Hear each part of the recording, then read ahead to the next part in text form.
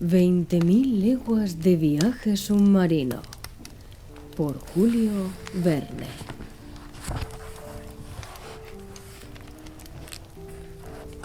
Capítulo 12. Todo por la electricidad. Profesor, dijo el capitán Nemo, enseñándome los instrumentos colgados de las paredes. esos son los aparatos necesarios para la navegación del Nautilus. Aquí, como en el salón, están siempre a la vista y me indican la situación que tengo y la dirección exacta que sigo en medio del océano. Los unos ya los conoce, como el termómetro que marca la temperatura interior del Nautilus, el barómetro, que pesa el aire y predice los cambios de tiempo, el higrómetro, que marca el grado de sequedad de la atmósfera, el Stone Glass, cuya mezcla, cuando se descompone, anuncia la proximidad de las tempestades, la brújula, que dirige mi camino, el sextante, que por la altura del sol me indica la longitud en que me encuentro, los cronómetros, que me permiten calcular la latitud, y en fin, los anteojos de día y los de noche, que me sirven para examinar a fondo todos los puntos del horizonte cuando el Nautilus sube a la superficie de las aguas. Son instrumentos habituales del navegante, respondí, y conozco su uso, pero ahí tiene otros que sin duda responden a las particulares exigencias del Nautilus. Este cuadrante que advierto y que va recorriendo una aguja movible, ¿no es un manómetro? Efectivamente, es un manómetro, pero comunica con el agua, indicando su presión exterior y dándome a conocer a qué profundidad se mantiene mi aparato. ¿Y estas ondas de nueva especie? Son termométricas y me revelan la temperatura que reina en las diferentes capas del agua. ¿Y estos instrumentos cuyo empleo no comprendo? Sobre esto, profesor, debo darle algunas explicaciones, dijo el capitán Nemo. Dígnese a escucharme. Guardó silencio durante algunos instantes y luego dijo: existe un agente poderoso, obediente, rápido, fácil, que se adopta a todos los usos y que reina como dueño en mi bordo. Todo se ejecuta por él, me alumbra, me calienta. Es el alma de mis aparatos mecánicos. Este agente es la electricidad. ¿La electricidad?, exclamé bastante sorprendido. Sí, señor. Sin embargo, capitán, posee una excesiva rapidez de movimiento que concuerdan mal con el poder de la electricidad. Hasta ahora su potencia dinámica es de muy poca consideración y nunca ha podido producir más que pequeñas fuerzas. Profesor, respondió el capitán Nemo, mi electricidad no es la de todo el mundo, y esto es cuanto me permitirá que le diga.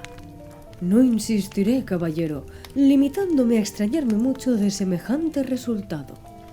Permítame una sola pregunta, sin embargo, a la que no contestará si es indiscreta.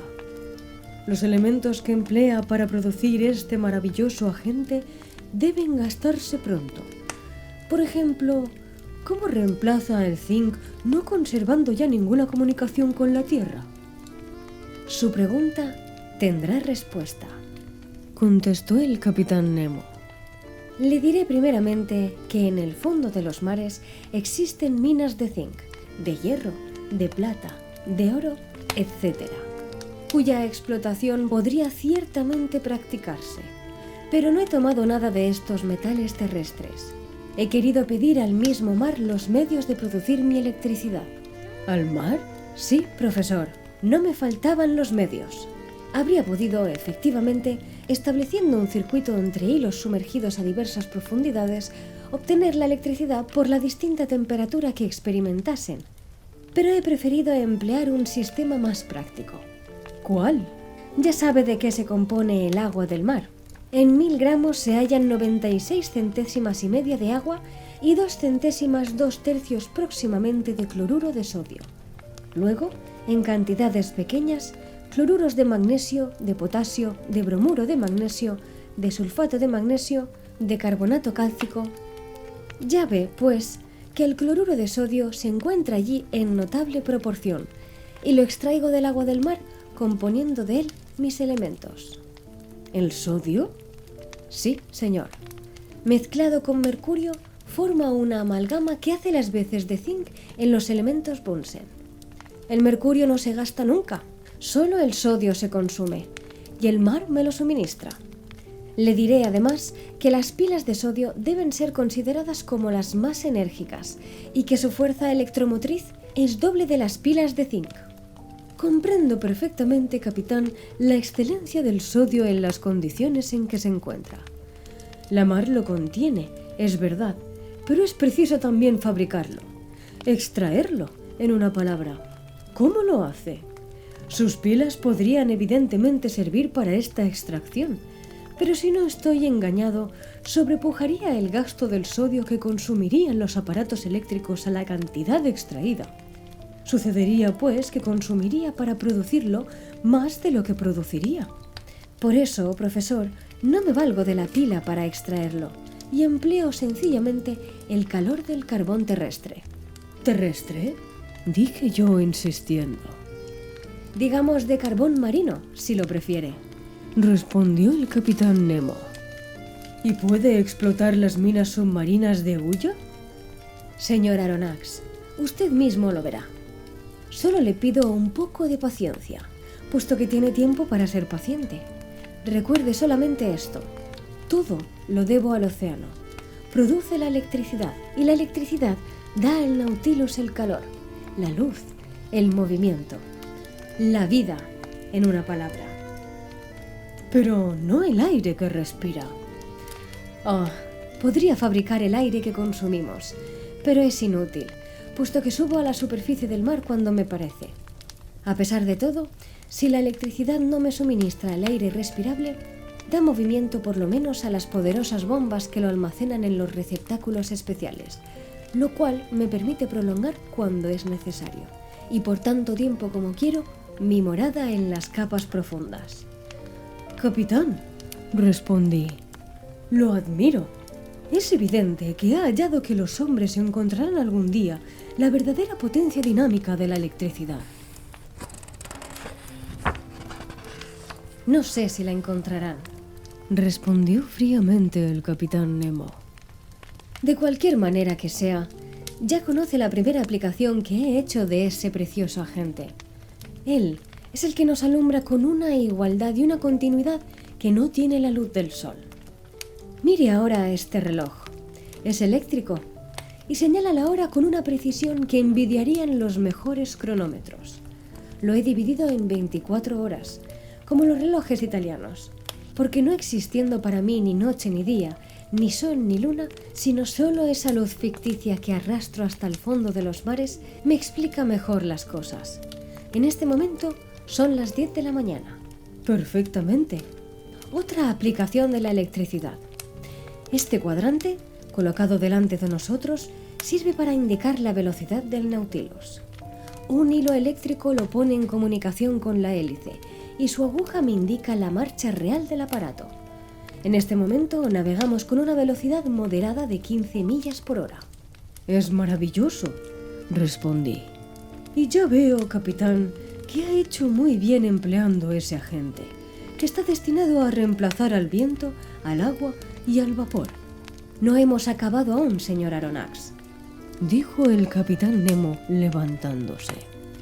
Y si se digna a seguirme, visitaremos la parte posterior del Nautilus.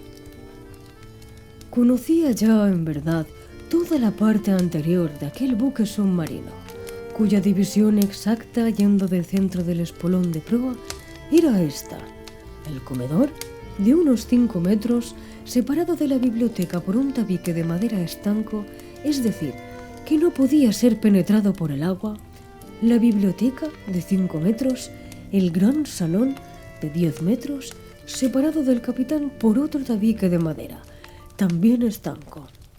Este camarote tenía 5 metros, el mío 2,5, y por fin un rectángulo de aire de 7,5 metros, lo que en total hacía 35 metros de largo.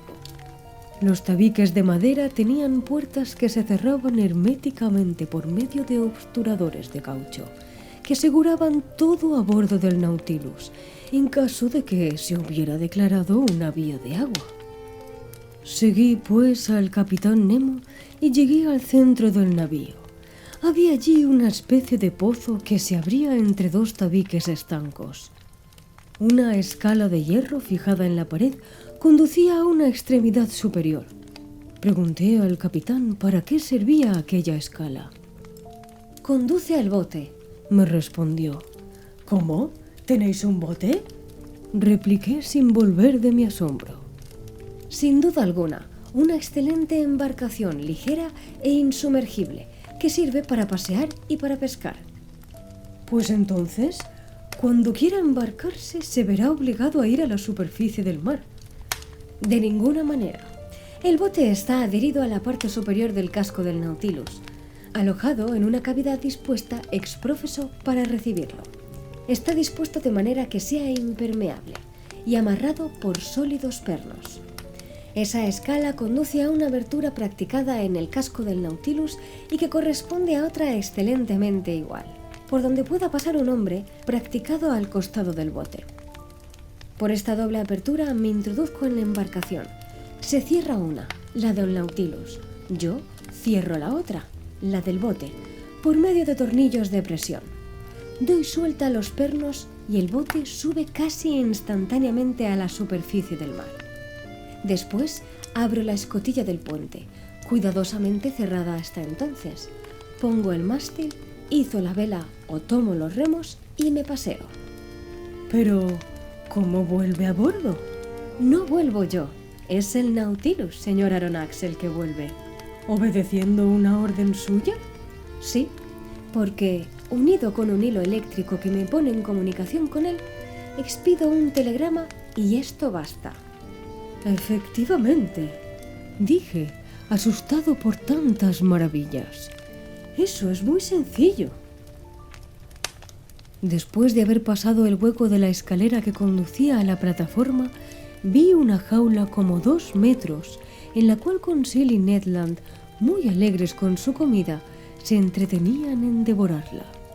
Luego se abrió una puerta que daba a la cocina, situada en la parte inferior de a bordo, y que tendría unos 3 metros. Allí la electricidad era más enérgica y más obediente que el gas mismo, y hacía posible la preparación de las comidas. Algunos hilos que llegaban a los fogones comunicaban a las hornillas de platino un calor que se distribuía y se mantenía con regularidad. Calentaba también aparatos destiladores que por evaporación suministraban excelente agua potable. Y próximo a esta cocina se hallaba una sala de baño, dispuesta con todo lo que podía hacerla confortable y con grifos que proporcionaban agua fría o agua caliente a voluntad. Detrás de la cocina estaba el dormitorio destinado a la tripulación y que ocupaba 5 metros. Pero la puerta estaba cerrada y no pude ver los muebles, que quizá me hubieran dado la idea del número de hombres que necesitaba el Nautilus para las maniobras. En el fondo había un cuarto tabique estanco como todos los demás, que separaba este dormitorio de la sala de máquinas. Se abrió una puerta y me encontré repentinamente en aquel departamento, donde el capitán Nemo, ingeniero de primer orden seguramente, había dispuesto sus aparatos de locomoción. La sala de máquinas, sencillamente alumbrada, no medía menos de 20 metros de longitud. Estaba dividida naturalmente en 2 partes, conteniendo la primera los elementos que producían la electricidad y la segunda el mecanismo que transmitía el movimiento a la hélice. Quedé desde luego muy sorprendido al notar el olor sui generis que llenaba aquella pieza. Apercibióse el capitán Nemo de la impresión que en mí había producido y me dijo: «Son emanaciones de gas producidas por el empleo del sodio. Pero esto no es más que un inconveniente pasajero, porque todas las mañanas purificamos el navío, ventilándolo completamente». Yo examinaba entretanto con gran interés, como puede presumirse, la maquinaria del Nautilus. Ya lo ve, me dijo el capitán Nemo. Empleo elementos Bunsen y no elementos Ruhmkorff, que hubieran sido impotentes. Los elementos Bunsen son pocos, pero fuertes y grandes, lo que vale mucho más, según los experimentos hechos. La electricidad producida se dirige hacia atrás, donde actúa por medio de electroimanes de grandes dimensiones sobre un sistema de palancas y engranajes que transmiten el movimiento al árbol de la hélice. Esta, cuyo diámetro es de 6 metros y el paso de 6,5 metros, puede dar hasta 120 revoluciones por segundo. ¿Y entonces qué velocidad obtiene? 50 millas por hora. Había en esto un misterio, pero no quise insistir para esclarecerlo. ¿Cómo podía la electricidad adquirir tal potencia? ¿Dónde tomaba su origen esta fuerza casi ilimitada? ¿Era acaso su tensión excesiva obtenida por bobinas de una nueva especie?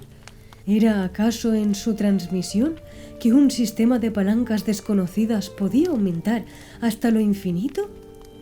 Esto es lo que yo no me podía explicar. Capitán Nemo, dije, voy a comprobar los resultados sin tratar de explicármelos. He visto maniobrar el Nautilus delante del Abraham Lincoln y sé a qué atenerme respecto a su velocidad. Pero no basta ir deprisa, se necesita ver a dónde se va, se necesita tener medios de dirigirse a la derecha, a la izquierda, arriba y abajo. ¿Cómo llega a las grandes profundidades, donde tiene que encontrar una resistencia que se calcula en cientos de atmósferas? ¿Cómo volvéis a subir a la superficie del océano? Finalmente, ¿cómo se mantiene en el lugar que le conviene? ¿Seré indiscreto preguntando estas cosas? De ninguna manera, profesor, me respondió el capitán después de titubear algunos instantes, puesto que no debe abandonar nunca este submarino.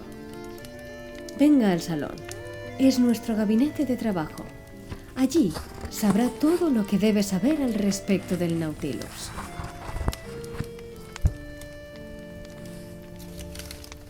Y aquí concluye este capítulo.